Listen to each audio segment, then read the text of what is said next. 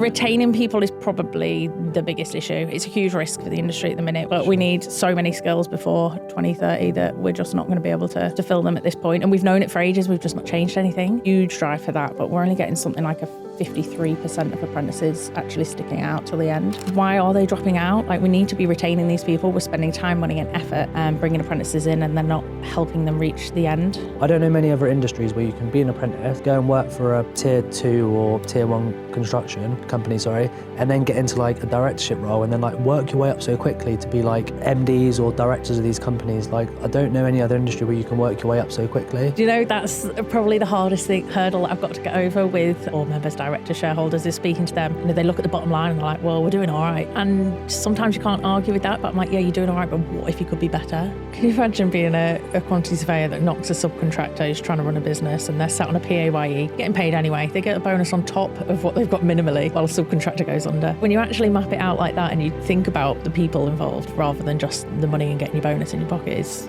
horrendous. I'm on LinkedIn all the time and I'm in construction, so like I follow people on it, and I've never heard of the suicide rate, so I couldn't believe it when I heard it. Yeah, it's mental. It's absolutely crazy. I don't understand why it's not broadcasted so widely. Why is there? I don't know. I think there's social calendar dates, like there's Time to Talk Day and there's World Mental Health Day, and you see the posts go out online, but then you're a bit like, are you paying your subcontractors on time? Are you paying your people on time? Are you offering them EAP programs for support?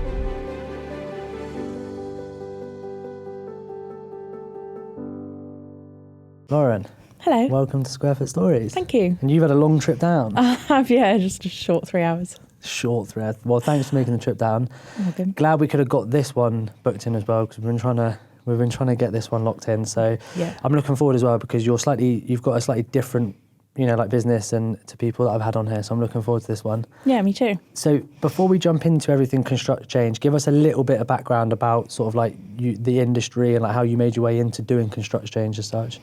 So I actually went to university and did a dance degree. Very strange. I outed that a couple of weeks ago and someone was like, you what? And my friend worked in the construction industry as a QS. She said, there's a job going as an office manager. Come down. I got a mega bus down for £1.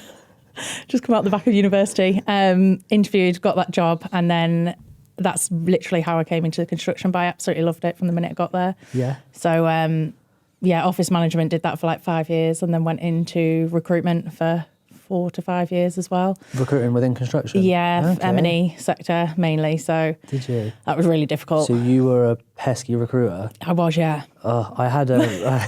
Thanks for that. Didn't mean to sound rude, but I had a... It's true though. I had a guy who runs Big Blue Recruitment. Yeah. They're like a fit-out recruiter. And I had like a proper honest conversation on the podcast about like why a recruiter is so annoying, because they're like, you get messages and phone calls. And then like I actually said to him, like, the classic one is I get calls from them and they say like, hey Callum, we spoke the other day about X, Y, and Z. And I'm thinking, I've literally never spoken to you before. Is that like a thing that they do?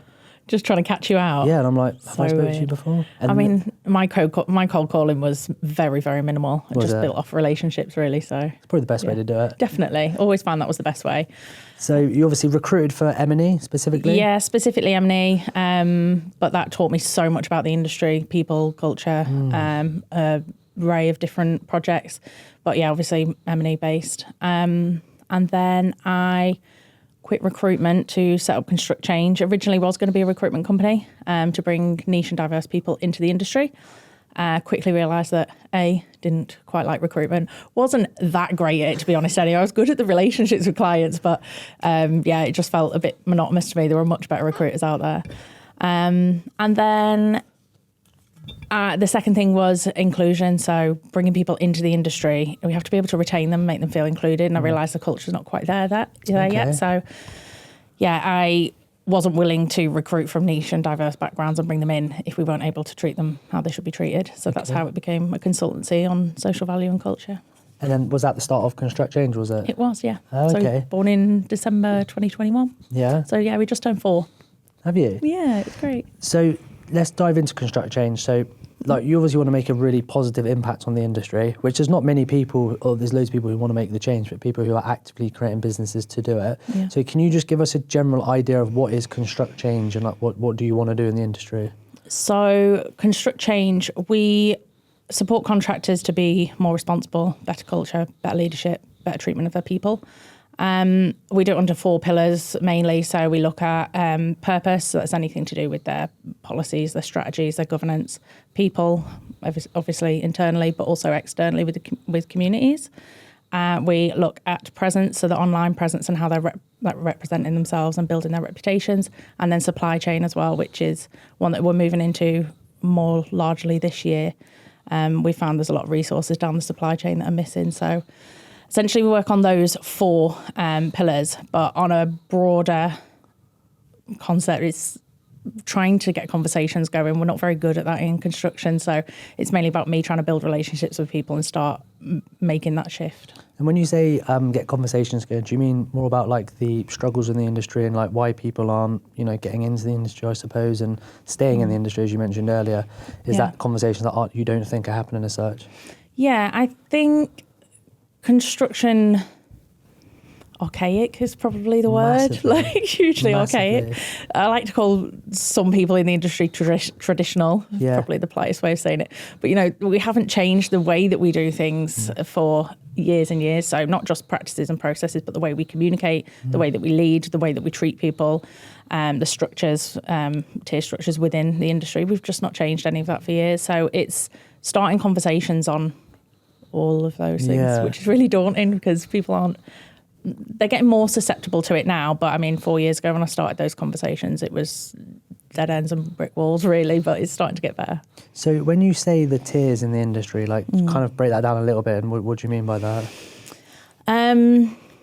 We have at the top 1% is tier 1 contractors. I think it's something like 99.2% are SMEs. Yeah. And I think just that tier structure isn't really working. It's so saturated with SMEs that don't really get opportunities at that tier 2, tier 3 level. So there is space now. You can see a lot of SMEs that are growing and filling those spaces in the tier 2 space and the tier 3 space. But I think it's really difficult to be able to do that with the capacity of what they can do and the resources, and they're not really given enough opportunity to do it. So. Yeah, I think Steve was saying, Steve Kerslake, I suppose, is that how you pronounce it? Kerslake, yeah. Kerslake, yeah. Legend. He was talking about the percentages as well, and about how tier 1s are he was relatively polarising in his view, but he was basically saying that tier 1s are to blame about the specific things that we were talking about on that podcast. But he was saying because they hold so much responsibility in the industry and they have such a large voice, it's almost like it's unbalanced compared to the other side of things, where the tier 2s and 3s, like you said then, and that they really should be coming together a bit more to make that much change in the industry. Totally or to make agree. a change in the industry, not even that much, just a change in general from a positive perspective. Definitely. I feel like when we're talking about inclusion of like singular people, it's also like contractors. So that the tier 1 level seem to lead the industry in every sense, but the SMEs really are the ones that run it. So yeah, I do think that there's a gap there. So the 4 pillars you've got, right? Mm-hmm. So which one do you think at the moment needs like maybe the most addressing in the industry as such, or is it just all of them? I always put people first. Okay. Yeah. That's the way it's run really, mainly on leadership, communication, inclusion. They're the key aspects that I think are probably culturally the biggest problem.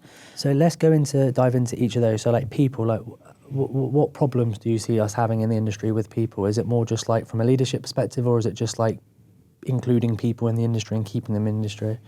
Oh, big question. I'm like, my brain's going, I'm like, where do I start?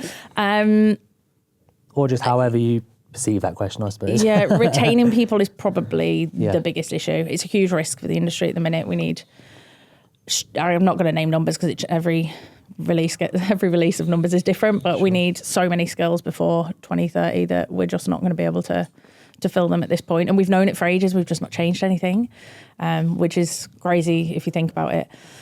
And is that sorry to interrupt, is that like on-site personnel as well as like office personnel? It's just in general? Yeah, both. It's the same workforce, so I think it's probably engineering onto sites, down to tradies, but every effort that we've tried to do so far, apprentices, we have a huge drive for that, but we're only getting something like a 53% of apprentices actually sticking out till the end. Really? Pretty sure that's the right way around, or it's 53 at the dropout. But Yeah, and why are they dropping out? Like, we need to be retaining these people. We're spending time, money and effort bringing apprentices in, and they're not helping them reach the end.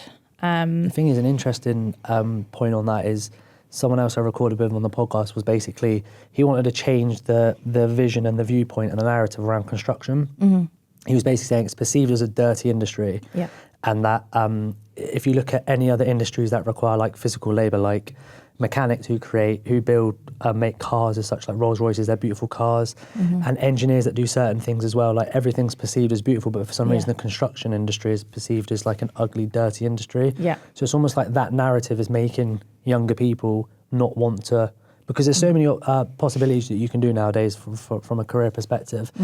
So people who are getting into construction, it's not very glamorous, and it's just the physical side of it. People don't want to do it. Yeah. And also like, to start with as well, the money's not great. The money can be amazing as it gets to it. And unfortunately, like at the end of the day, we're all here for money to an extent. People want to make a change, obviously, but you've got to earn money to live. Yeah. And the money combined, the lack of money to start with, combined with the dirty side of the industry, I think people struggle to like get through that barrier when they want to get into it. Yeah, it feels like the cons outweigh the pros. Yeah. And then the schools aren't doing us any favours at all. Yeah. They're really not helping students understand like the pathways that can be available career-wise and how lucrative it is eventually. Definitely, so without something we doubt. don't talk about enough. Like, you can earn a lot of money in construction You're right. if you have the skill set to do it. But there's other ways of entering the industry other than just apprenticeships as well. So I know we've had a huge focus on apprenticeships, but there are so many entry levels, like points of entry through the construction industry, that we need to be talking about those as well. But yeah, it's interesting you mentioned Rolls Royce, because I was speaking with a tier 2 contractor about that, and they were at a job fair, and it was the same sort of... Really? He said, the student came up to him and said, I've got an apprenticeship with Rolls Royce. Why do you want me? And he just went, you can go to Rolls Royce, but the opportunities in construction are going to be way more vaster than that. They are. And so it's true. The thing is as well is like, I don't know any... Maybe I'm blinded by sort of like faith or something, but I don't know many other industries where you can be an apprentice, go and work for a tier 2 or tier 1 construction company, and then get into like a directorship role and then like work your way up so quickly to be like MDs or directors of these companies. Like, I don't know any other industry where you can work your way up so quickly. Yeah, agreed. Like, there's so many people I know who have started as just a joiner or a electrician, I suppose, and they've gone into project management and then like director level, managing director level, and then sometimes like the owners of the companies. Yeah. So that's not really painted as a picture as such, is it? Not at all. For people coming in. And we're really bad at communicating that. It's not just the schools. Like, where have you seen any business that's got full mapped out career pathways, from apprentice all the way up to director? Nowhere. It is rare. It exists in some businesses. There are a couple of contractors that I know that are really, really good at it, but it's not across the board. And I mean, I've worked in construction now for 15 years, and I didn't even know what I just said then until I spoke to someone on the podcast, and they said it, and I was like, do you know what? That's actually a fair point. You actually can go from that all the way up to that. Yeah. I know you probably know that, but like you don't hear it, do you? Like you said, there's a communication side of it. Definitely. And I wonder why they don't. Why is there a bit of a, I don't know, hiccup in communication with delivering those messages to younger people? I think it is to do with construction is pretty bad at communication. Which I always find it really funny, because we're the most innovative industry. Probably globally, when it comes to tech and smart buildings, and probably even using AI. But I just can't understand why we can't wrap our heads around social media and marketing messaging. It's just not something that we've been able to get hold of, really. So it's interesting when I start working with clients that have done minimal on platforms like LinkedIn and getting them, and they start going, oh, right, okay, and they start getting a bit of traction. It's interesting that the thing that they like the most is opening up conversations with different people and what they learn back and forth. So yeah, it's communication, definitely. It's not our art form. We're quite a closed industry. Yeah. I mean, I've been posting loads about how I like almost like yearning for collaboration in the industry, and how like I want to collaborate with people to like, like even just to better ourselves and like better the industry as such. But there's such a lack of collaboration. Like, it's almost like people are very closed book, and they're like, well, I don't really want to. I don't know whether I don't want to share my opinions. I don't want to. I think it's typically with such a competitive industry. Yeah, you're right. Like, it's like you put your arm around your work and you're not letting anybody have a look at that. But like, that's how you halt progression. So you're not collaboratively working together, you're not learning either. So, but also like if you think about like the archaic people, or the traditional people as you call it, like they've ran their businesses and they've operated in a certain way for so many years. So like that's all they know, and they've probably succeeded doing that. So when people like yourself maybe come in and like you're yearning for change from a positive perspective, it's almost like telling those people to change. They're like, well, why do I have to change? Like it seems to have worked up to now. Yeah. Do you know, that's probably the hardest hurdle that I've got to get over with board members, directors, shareholders, is speaking to them. They look at the bottom line and they're like, well, we're doing all right. So, and sometimes you can't argue with that, but I'm like, yeah, you're doing all right, but what if you could be better? Like, it's always that opportunity. It's not about being okay, it's being better. Why do you think, just to link back, why do you think majority of apprentices or people coming in the industry don't stick around? Is it because of the communication element of where they can get to, or is that the main reason, do you think? I think it's mainly communication. I think the support. I think it's such a fast-paced industry that people forget that they need so much like support. And they're young, they're really, really young. It's 16 years old, you're coming into an industry and they're expected to hit the ground running. I hate that saying, but they are supposed to hit the ground running. It's like they've just left school. They have no idea really what's going on. College or, 16, 17, 18, whether coming in at work experience or starting an actual apprenticeship at 18. They're so young. I think people forget that. And also, like I was speaking to the previous guest who come in here, like trying to make a life decision at that age is like so difficult because you have no life, you've got minor life experience. Yeah. So like choosing an industry must be difficult, and then like obviously once you've chosen it, you've chosen the industry at 16, 17, and then you grow up so much, didn't you, in the next like 5 years from 17 to 22, and then you think like, oh, actually, do you know what, I don't want to do this. Like, I've had different life experiences, now I want to do something else. Exactly. 16 years old, you do your GCSEs, and then you've got to choose what you want to do at college. And then straight after college, you've got to go straight into it. It's baffling. I did dance at university, finished that, came into construction. Do you know what I mean? It's just not, it's not an easy road. But I think we have to take responsibility of guiding young people through that process as well. So if somebody comes to your business and wants to start an apprenticeship, show them what the possibilities are. So if you take them through different departments and you show them that it should be an apprenticeship program where they get to move through not just different projects and trades, but they can move, they don't choose mechanical or electrical to start, like give them a broader scope and get them to move through different departments, different trades, and see what they're good at and what they actually want to do. And then if you marry those two things up, then you'll hit nail on the head with them and there's more chance of them staying. No, you are right. So do you tend to work with like larger contractors, or what sort of clientele do you work with?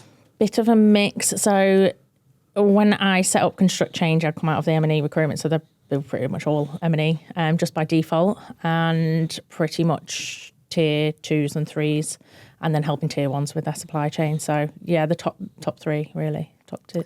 And then obviously you mentioned earlier they're the ones, I suppose, who make the most difference in the industry, like the bigger companies. Like, why do you think there's that roadblock to maybe introducing someone like you into their company to try and change things? Is it because they're traditional and archaic, or? Do you mean roadblocks for tier 1s? Like, like tier 1 companies, like no names to be named, but like say for instance they might not want to, use your services in terms of like trying to make positive change within those companies. Like, why do you think they wouldn't want to?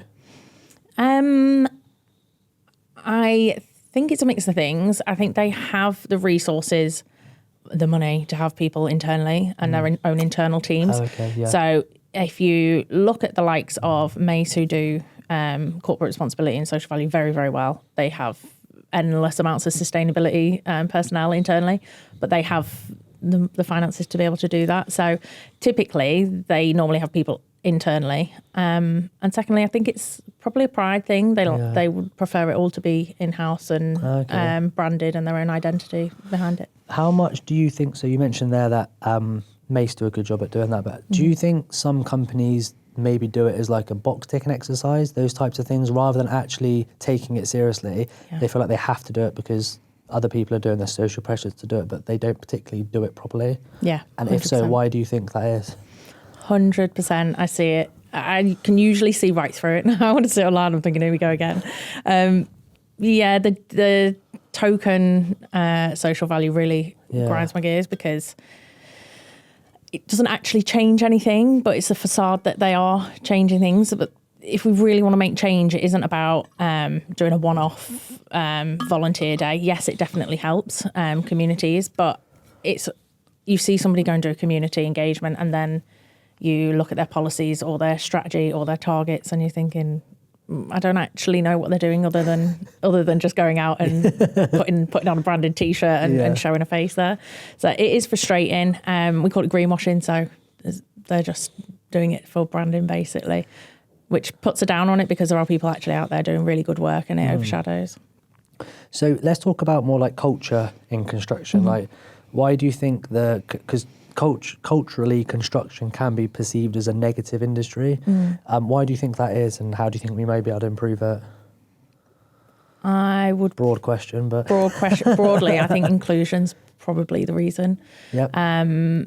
Typically not through fault. It's been a male-dominated industry. It certainly hasn't been easy as a female in construction.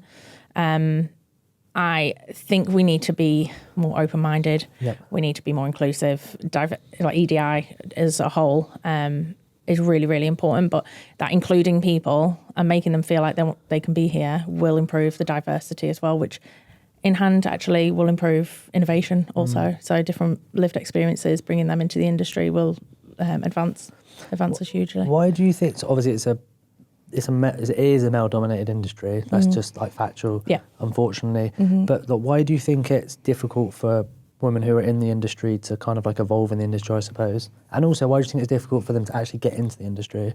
I don't know if it's that difficult for women to get into the industry. I honestly, and I'm not speaking for every woman, but from my perspective, it is probably that it is male dominated. It's quite difficult. There are a few female leaders coming through at the top now, which is fantastic, and their businesses are thriving. So it really shows that they can succeed. I think it can be intimidating sometimes to walk into a room that's full of men. I mean, I would say I sit 80-90% of my meetings. I'm the only woman in the room still. It's getting much, much better now. Was it daunting to start with when you went in? Sort of, I think. I suppose you're a recruiter by trade, so probably just talk to anyone anyway. Just talk to anyone anyway. Yeah, I don't know. When I worked at Shaw Group, the director there, Lewis, said something really important that's always stuck with me, and he said they're just people, and that has stuck with me from the very day he said it. So I don't know. I don't really get intimidated walking into big rooms. Yeah, there's a little bit of nerves sometimes, but I don't know. I think I've just sort of got over that, but I can imagine for a lot of people it's really nerve-wracking walking into a room for a woman, basically, for walking into a room full of men. Also, like I think thinking about it, like for a woman walking onto a building site full of men, because building sites are a different kettle of fish. Like you've got a room full of men, I suppose, a woman walking into, but a building site's almost like I don't know, it's like a testosterone fueled, probably less so nowadays, but like traditionally it's always been that, and there probably is some sites that are like that.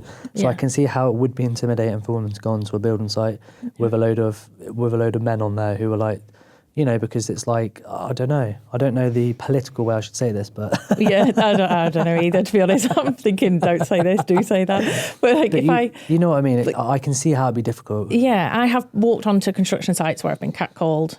If you walk into a room and no one says anything, but they all stop working, and you're just like, that is intimidating. Now I just frown at them and I look straight back at them. But at the beginning, it was kind of like head down, and you're like, you just need to get through it as quick as possible. Yeah. And it is really uncomfortable. I have had some conversations with clients who have had female apprentices that have left because of that as well. So, really? Or the term mansplaining, when they get things explained to them and they're kind of like, yeah, I know, just because I'm not a man, it doesn't mean that I don't understand it. So like that terminology is coming through. Taught you something today. But yeah, I think there's a whole host of reasons. I do think it can be intimidating. I do think it's more societal expectations and role expectations rather than a construction specific. So it's not necessarily an industry blame. It's just, unfortunately, the way society's been, but I do think it is changing. Yeah. Is there, I mean, you'll know better than me, but I suppose there's organisations out there that are trying to, you know, involve women in construction and introduce them to construction, which is probably making a big change. Yeah, there are. There's a lot of niche and diversity forums and groups that are doing that. There was one Women into Construction that was really great, and they ceased trading middle of last year, I think, or the beginning of last year, which was really unfortunate, but they did some really great work. And I did have this conversation with Steve Kurzweig as well, actually, a couple of weeks ago, and we were just talking about how it's a shame that all of that resource, all of that knowledge, all of those connections were just let go. And, you know, there's so many contractors out there that could have helped or saved it or, you know, backed it more, and it just didn't get the backing that it should have. I suppose as well as like, if we're talking about like a lack of personnel in the industry, and like we need more like skilled people in the industry, I suppose like women coming into the industry could fill that void as such. Yeah. Because there isn't as much, like if you do go on building, I mean you might know the percentages, but I suppose if you go on building sites, they're what, like 99% men, maybe 98. That's zero factual awareness on that. I've just just pluck out the air. But like, if there is a skill shortage as such, I suppose women can actually make up for all that in the industry. Yeah, definitely. And I speak to a lot of men in the industry who talk about the skill sets that they've seen that women have brought to the businesses and sites: project management, organisation, communication, leadership, the empathy that they have. I was about to say balances. the empathetic. Very empathetic. Set. Because men traditionally can be unempathetic, if that's the word, or a lack of empathy. I mean, I'm kind of like, don't know if I should say that, but they can do. And especially in like, you know, like in construction where you've got like loads of men dealing together, like it's more difficult for them to be empathetic because they're probably like, the other people aren't being empathetic, so they don't want to they want to look like a man, I suppose, so they don't do it.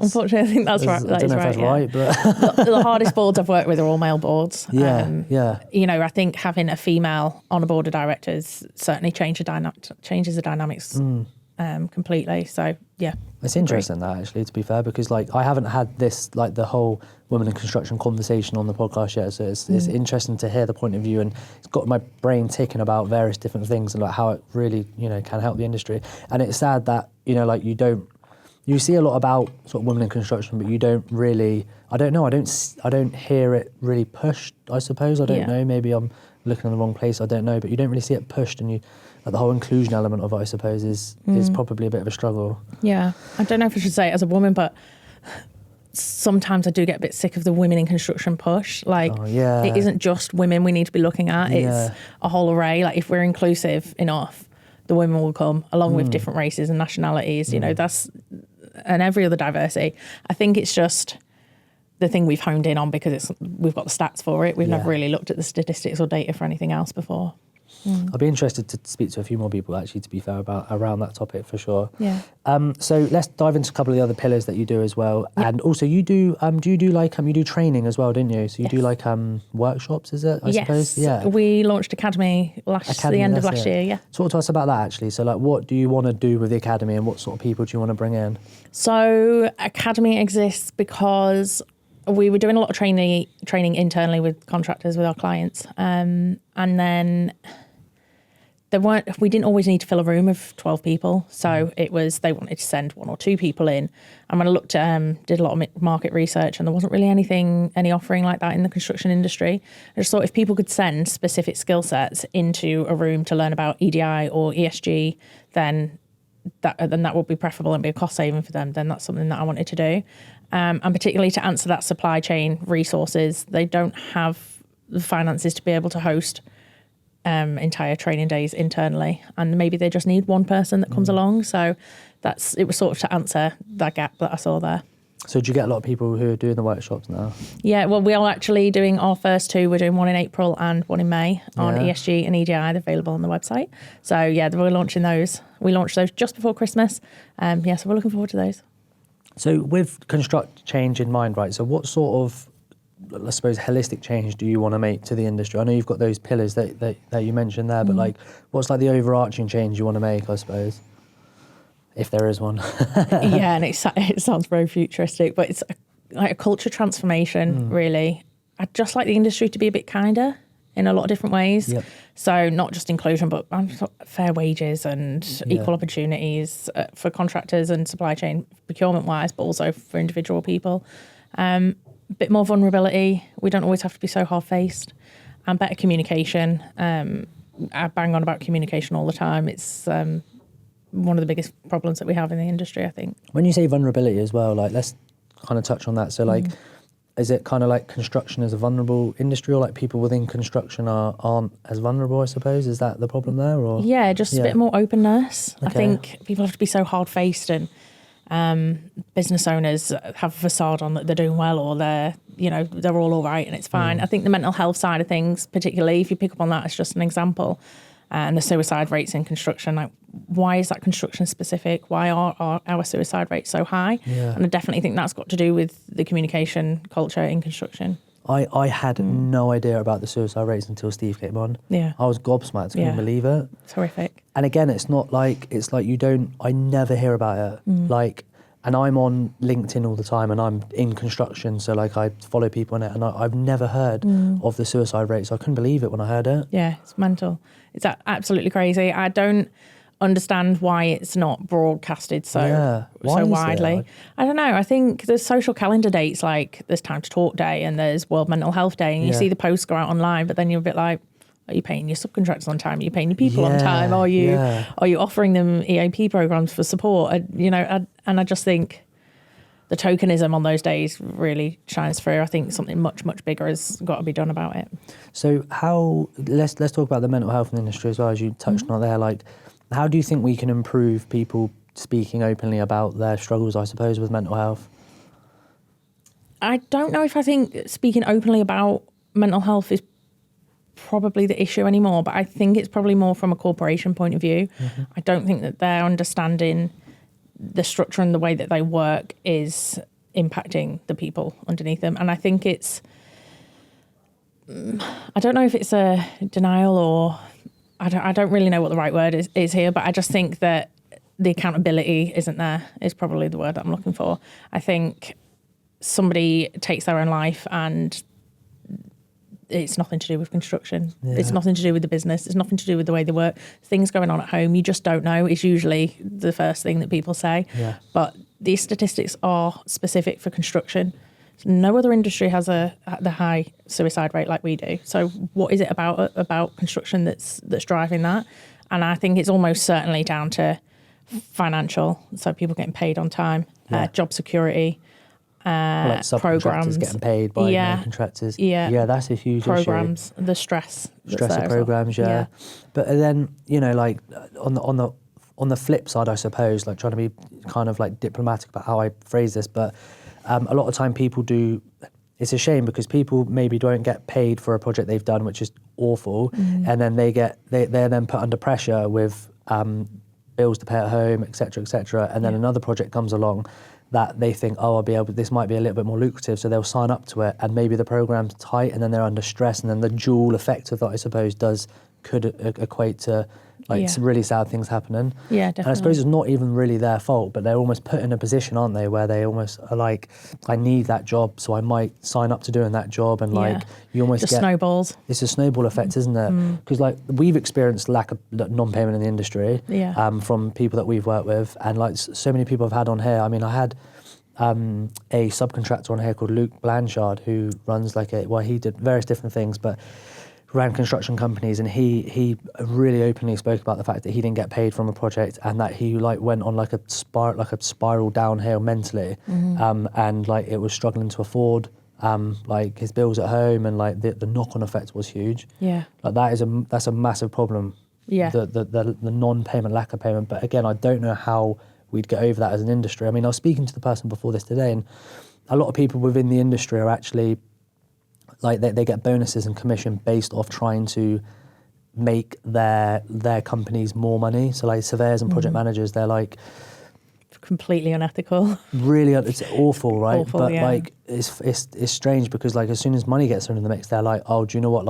I might get an extra couple of £1,000 commission if I can try and save some money, and then them saving that money ultimately results in the subcontractor being squeezed for their profit, and then they make no money, and then the knock-on effect is never ending.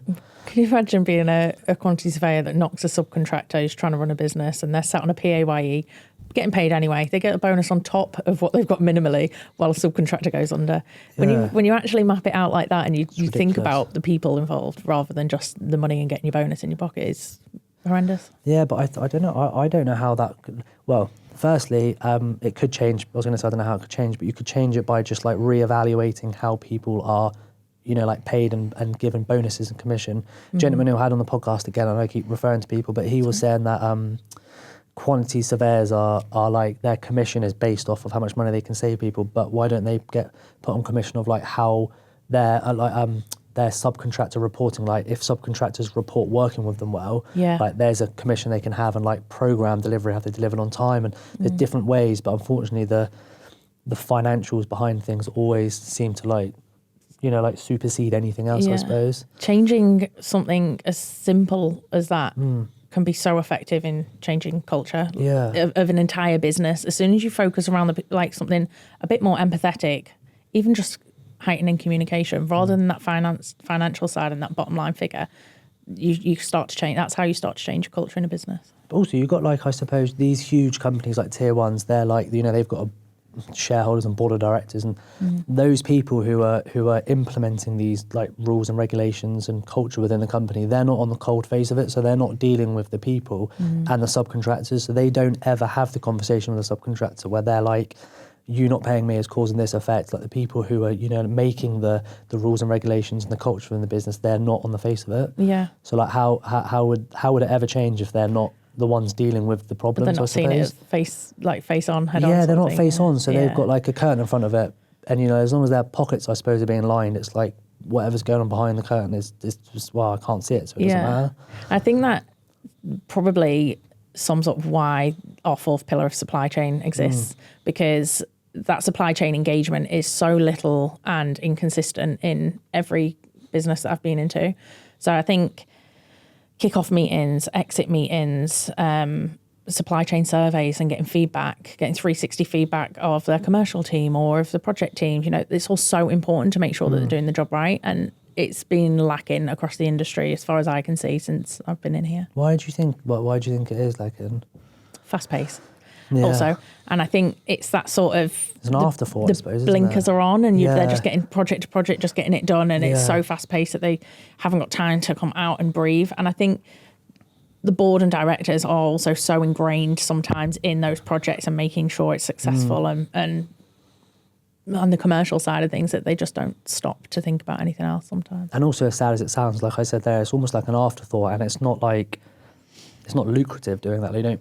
As sad as that sounds, like you don't make any money by doing those things, and that's what the majority of people think, because like they're in the business to make money, I suppose. So like anything above and beyond that or below that, I suppose you could say there. Yeah. If it's not making me money, then, and I'm only saying this from like a hypothetical perspective, really. Yeah. But you're right, and I think, but imagine what can happen if you're a contractor and you open up communication with your supply chain.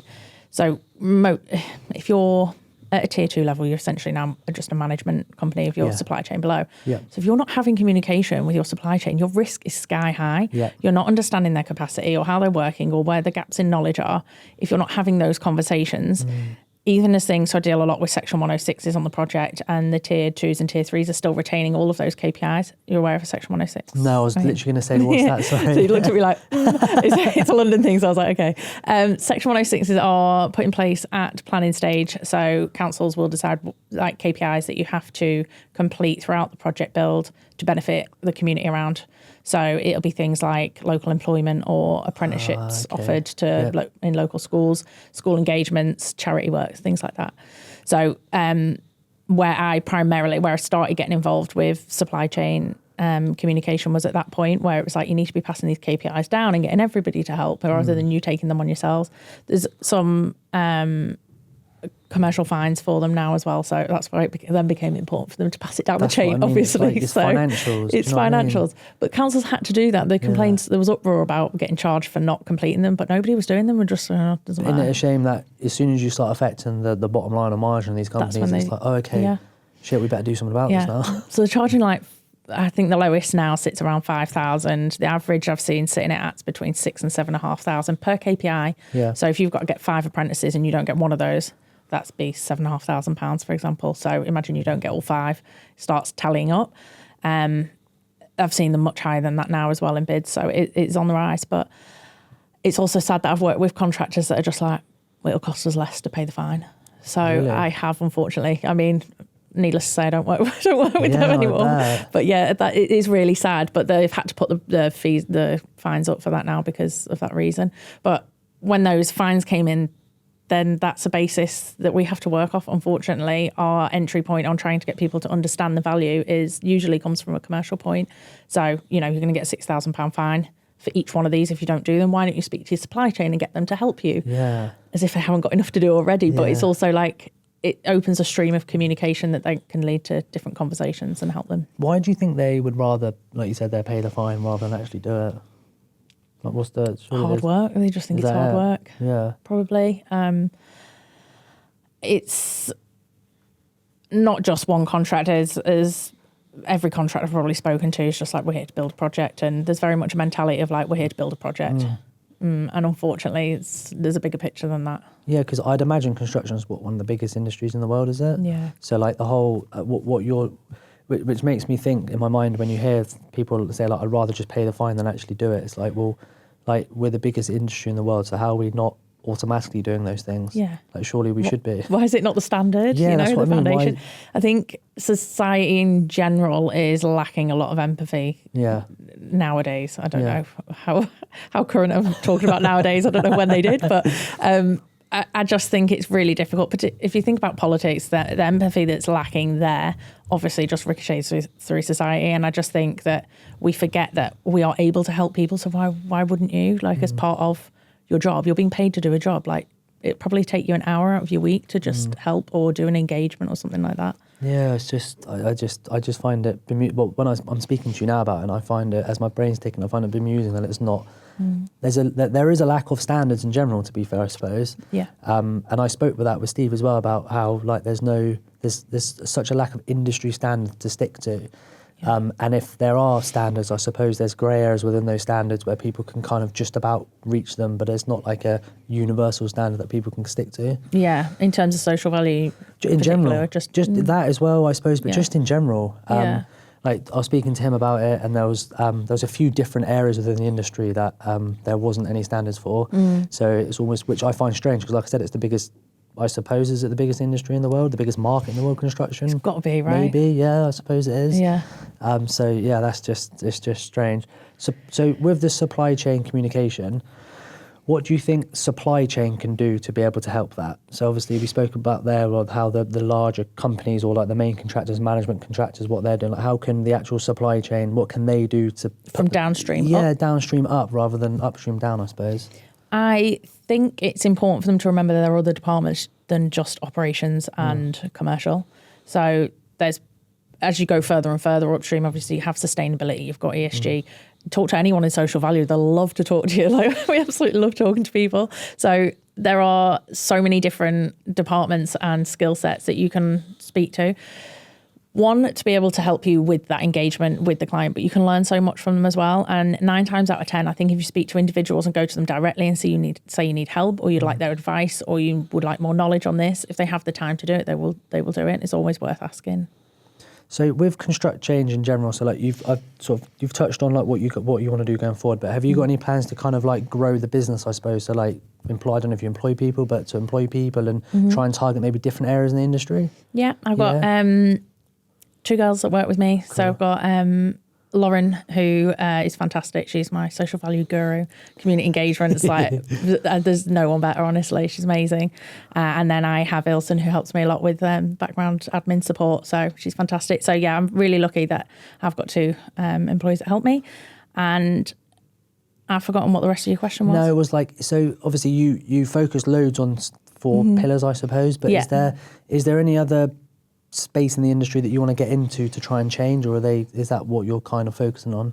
It is what I'm focusing on at the moment. I think I have a drive to start conversations. So one of the plans probably for later in the year is to begin a forum where we'll start having open conversations about industry issues and trying to find skill sets to join that, not just people from the social value ESG space or corporate responsibility. We want to get people in there that have an operations background, have a commercial background, and ask them what needs to change. There are a few bigger businesses, consultants and contractors that are doing something similar at the moment, but they've been doing it for years and I've not seen that much change from it. So naming no names, but and just a bit more innovative, having conversation, I think, is really undervalued. I think if we can bring lots of different skill sets into the room and start trying to find ways to make change there, because I know I can't do it on my own. So it would be great to start building like a forum that'll like end a up doing group that. of people, I suppose. Yeah. So how would that forum work? You'd kind of like invite people in to conversate, I suppose, about different specific topics in the industry. Yeah, definitely. Yeah. So I've toyed around for this for a while, but it'd start with probably a collective at the top of people that really want to drive it. Yet to be decided, but we have had discussions where we'll look at different issues. So, for example, skills, and you'll have people with those backgrounds that have knowledge on that will come in and start to discuss the issues and try and put some sort of action plan together. So hopefully going to start trying to build on that. I was going to do it at the end of last year, but I decided to restructure twice. So focused on that instead. But yeah, at the end of this year, hopefully I'll start having those conversations. Because I suppose it might be difficult for you because you're trying to make such a positive impact, but you're also running a business, I suppose, at the same time. Yeah. So like you've almost got to like focus on both of them. Yeah, spinning plates. That's what I mean. Yeah, I've got obviously I've got Construct Change. My husband's got a building business as well, so I'm really involved in that. Oh, okay. And then I'm looking at another smaller venture near home as well. So I spin a lot of plates, but the conversation side of things is really where what I'm interested in. So yeah, I think that might take over a little bit next year, but it was a hard year last year, I think, for everybody in construction, including Construct Change. So it has had to take up more of my focus. Yeah. Have you ever thought of doing a podcast? Starting a podcast? You have? I've thought about it, yeah. I sat in front of the telly the other night and said to my husband, I was like, I want to do a podcast. What do you think it should be called? And he looked at me and he was just like, Laura, are you crazy? Like, how are you going to do all of this? But I thought... The only reason I say it is just because if you're keen to have the conversations, I suppose, like what better way? Yeah, definitely. I think that would be a really good thing for potentially for Construct Change and the industry, I suppose, in general. I don't know, is there any other podcasts that focus on something that you're working towards? No, there are ones that I know of that focus on mental health and well-being. Some excellent ones, Construction Sport and Hard Hats and Headspace, shout outs. They're fantastic. I've been on both of those and they're really, really good. Yeah.